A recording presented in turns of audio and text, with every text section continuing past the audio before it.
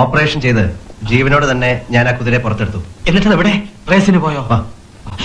ഇതാണോ? അല്ലല്ല, ദാ നിൽക്കുന്നു, കണ്ടോ? അത് കറുത്ത കുതിരയല്ലേ? ഞാൻ വിഴുങ്ങിയത് വെള്ള കുതിരയാ. അത് വയറ്റിനകത്ത് കിടന്ന് കളർ മാറിയതാ. ഇല്ല, ഇപ്പോഴും അത് വയറ്റിൽ തന്നെ ഉണ്ട്. അത് വയറ്റിൽ കിടന്ന് ഓടുന്നു. എന്നെ കൊണ്ട് ഓടാൻ പോകുന്നു.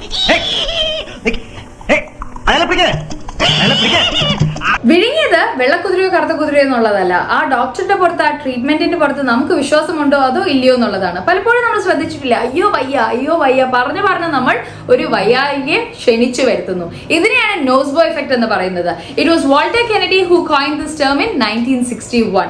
ലാറ്റിനിൽ നിന്നുമാണ് ഈ വാക്ക് എടുത്തിരിക്കുന്നത്. ദാറ്റ് മീൻസ് ഐ ഹാം എന്നുള്ളത്. നോസ്ബോ എന്ന് പറഞ്ഞാൽ ഐ ഹാം എന്നുള്ളതാണ്. ഇനി എങ്ങനെയാണ് ഇത് സംഭവിക്കുന്നത്?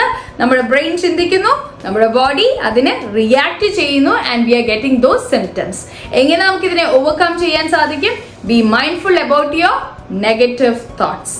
2, നമുക്ക് എക്സ്പേർട്ടിൽ നിന്നും അല്ലെന്നുണ്ടെങ്കിൽ പരിചയമുള്ള, അതിനെക്കുറിച്ച് ആധികാരികമായിട്ട് അറിയാവുന്ന ഒരു വ്യക്തിയിൽ നിന്നും തന്നെ ഇൻഫോർമേഷൻസ് കളക്ട് ചെയ്യുക. 3, നമ്മൾ പോസിറ്റീവായിട്ട് ചിന്തിക്കുക.